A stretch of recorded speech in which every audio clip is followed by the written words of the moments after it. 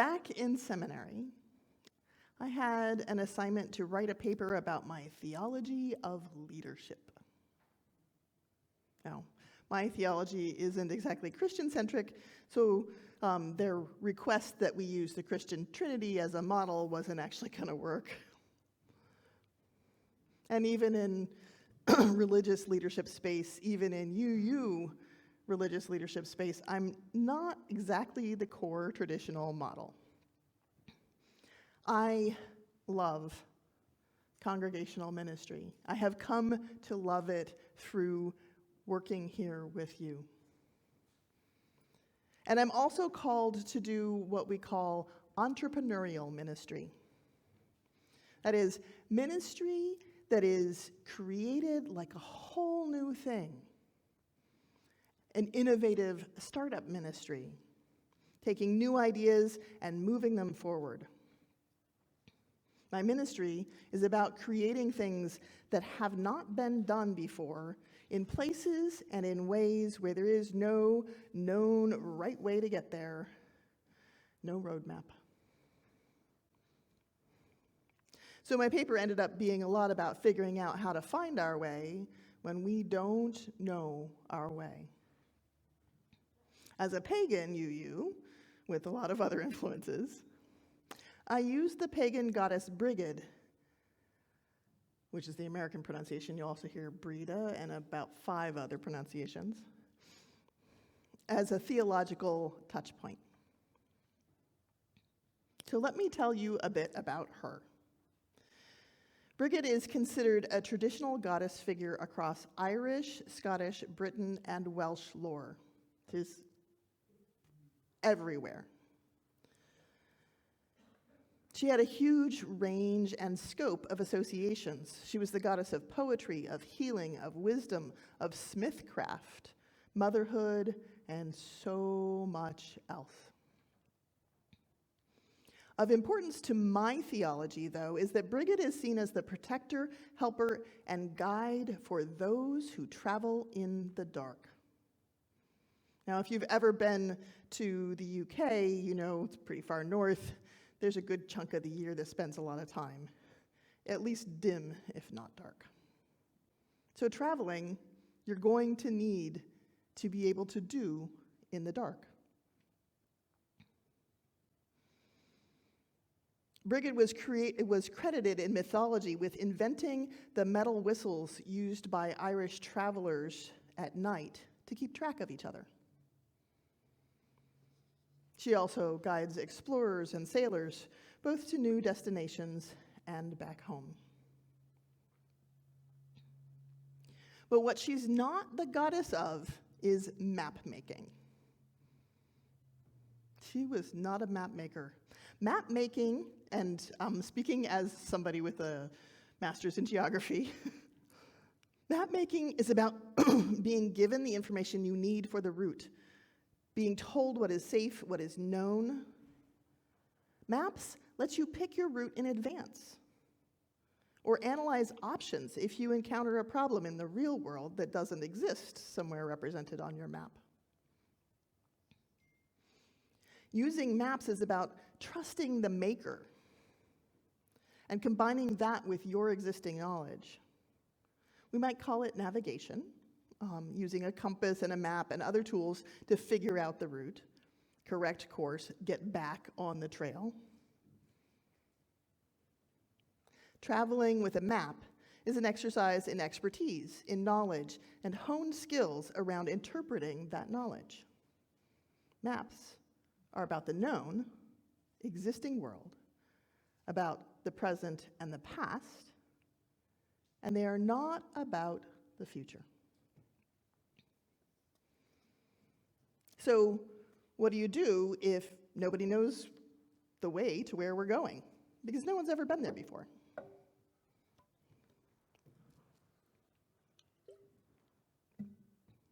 What if we are traveling in the darkness? We have gone off the edge of the map. We are in terra incognita. Maybe we're with others, or maybe separated in the dark, and we can't see. We can't see our companions, but we maybe can hear them. Maybe hear a traveler's whistle and not even know who is blowing it.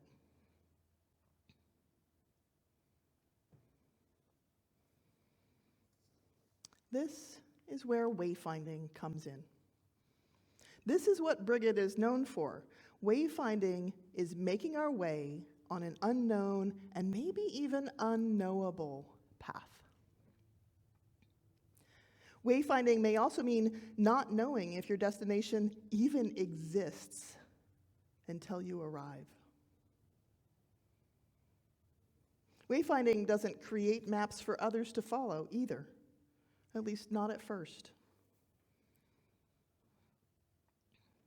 In wayfinding, we know what the destination sounds like, maybe, or smells like. We know the feel of it on our skin or in our hearts, but we can't really say how to get there. And we couldn't describe it in detail because we've never been. Now, if you research on wayfinding, you'll see a lot about ocean traveling or traveling across Great Plains. Those landscapes are not a set of specific concrete points with landmarks or signage to mark the way.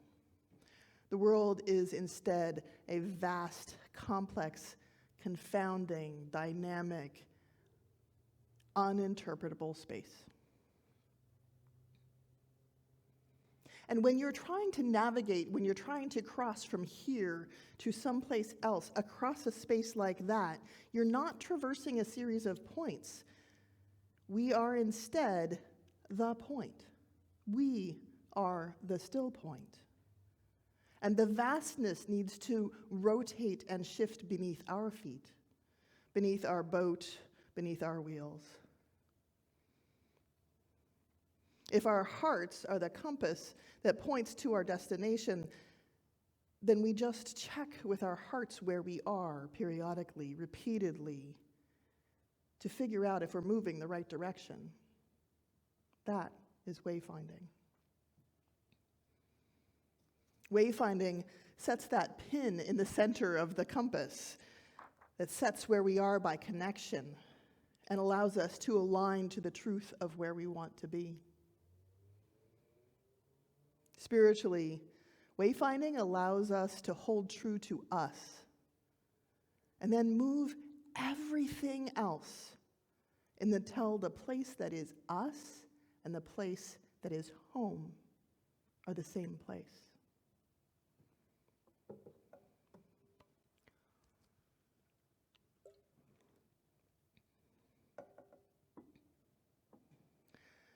Alan Roxburgh wrote a book called Missional Map Making about understanding how people created a new direction in times of crisis. And this is like revolutions and massive cultural and social upheaval. When a cultural wave of change came, it didn't just lay down new layers over old patterns. New patterns formed. A whole new culture unfolded out of the chaos and took over the space where the old one had been. But how?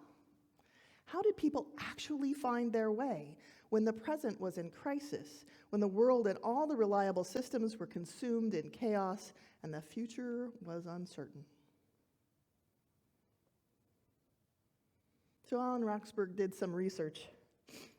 He talked to the people who were involved, and he read a lot of the content that they had written for points in the past. And there were a few things that were the same in different locations. There were some things that happened reliably that made transformation in times of change end up being actually finding a new destination instead of a retread or a reshaping of what was. Now, I will argue with the title of his book because my geography background, because he called it map making, but what he described was wayfinding. Roxburgh discovered that the organic, unmapped movement into a new future has patterns and rules. And what he found was it's not a matter of two sides fighting it out and one side winning. It's not a push-pull of binary sets of politics and beliefs.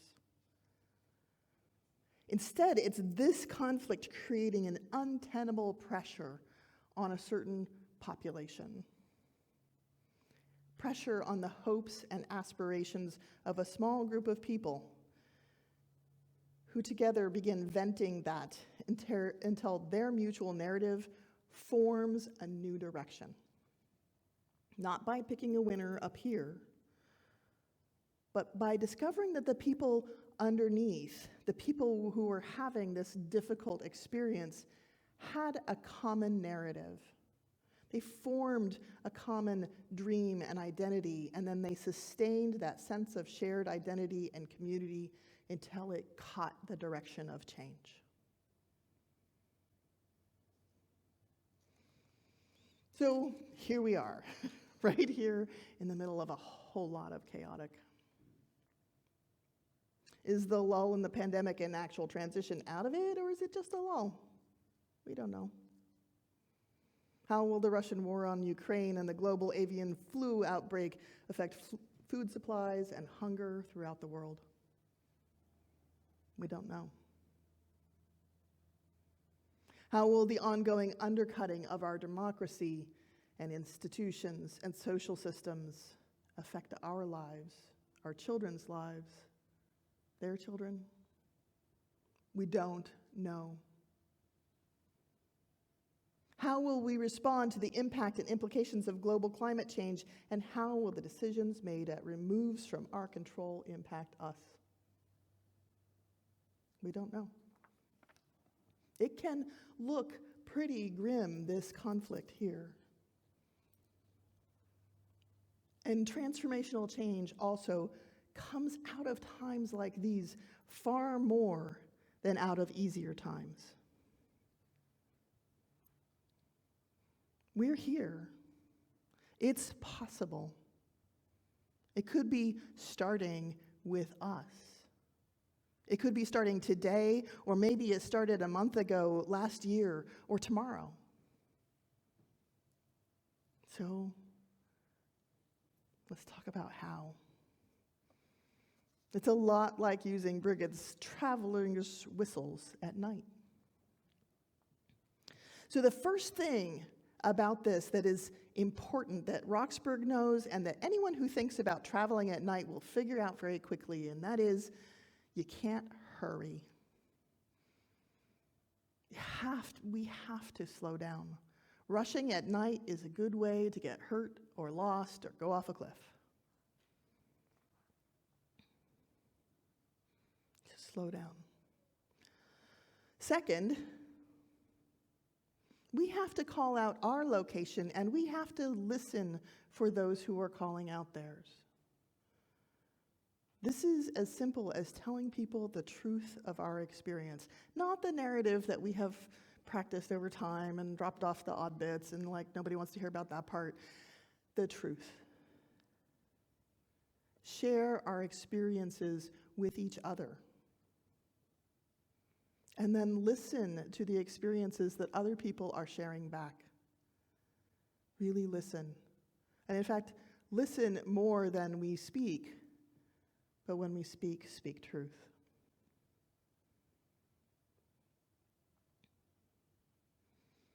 The next step is figuring out where our narrative fits within all of these narratives. There's going to be some differences, but they all are part of a community. They all shape this thing that is us. So where are we in that space?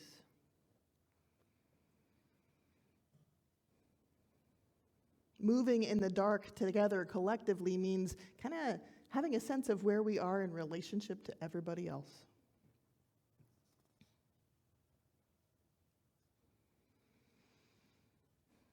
The next piece is letting go of who we were. The practice of retelling our narrative from the raw truth of it means that some things that we would normally say or not say are going to fall away. Those rules about who we are and what we think of ourselves will shift, and we have to let them.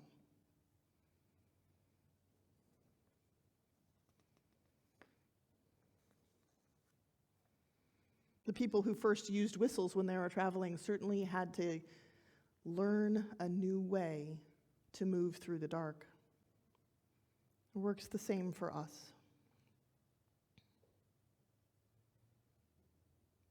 And then the last piece of that is trying those new things.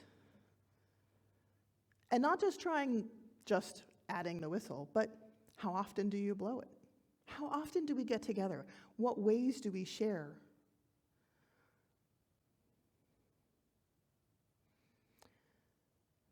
How you use that from a traveling perspective, from the metaphor, it might depend on the weather or the landscape or the distance or how many people are moving or how each of them uses the whistle. And they'll have to figure out which pieces work. But they can only figure them out by trying them. Anything new we try will have to be tuned and adjusted to circumstance, to the cadence, to shifting exterior forces. Just as we are tuning our worship, right? We add new techniques, we add new technologies, and it shifts how we are in this space together, online, and in this sanctuary in person.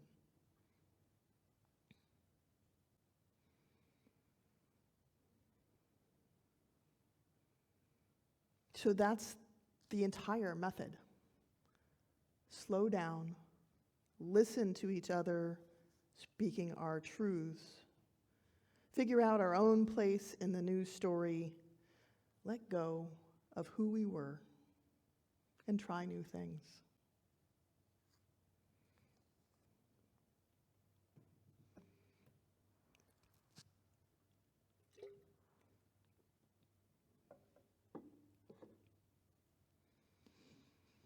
The idea of wayfinding for me is deeply about the idea that we can be creative about the ways we stay connected and move together in the dark.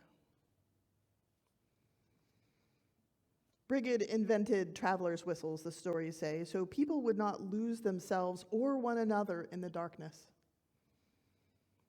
She crafted a gift for them so they could stay connected, no matter how hard it was to see where they were going. So they could find one another when they were lost, listening because they couldn't see the way. And maps don't work in the dark.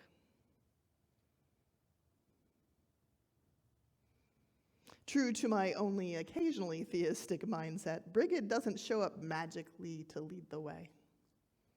She gives us the ideas and tools to use so we can do it ourselves together.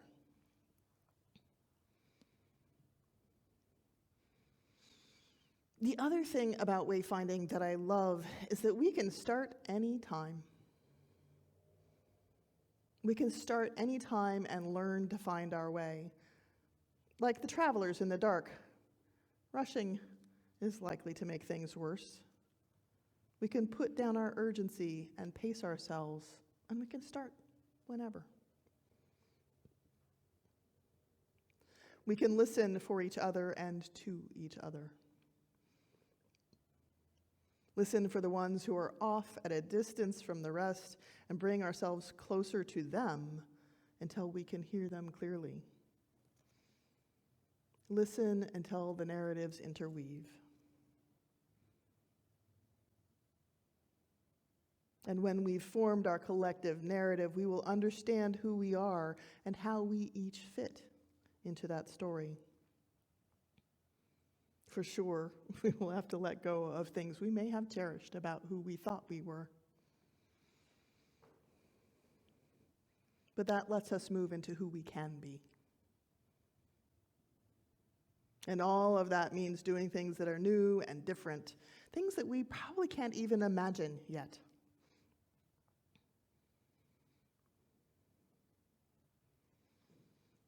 My theology of leadership boils down to this: when we need to make our way into the future, when we want to end up being truly in the place that is home, we should move like we are traveling in the dark, slowly, collectively, with great care for each other's experiences, less attachment to our own identities, and a willingness to sort out what actually gets us there as we go. We don't even need to have a goddess make us a new tool for our journey.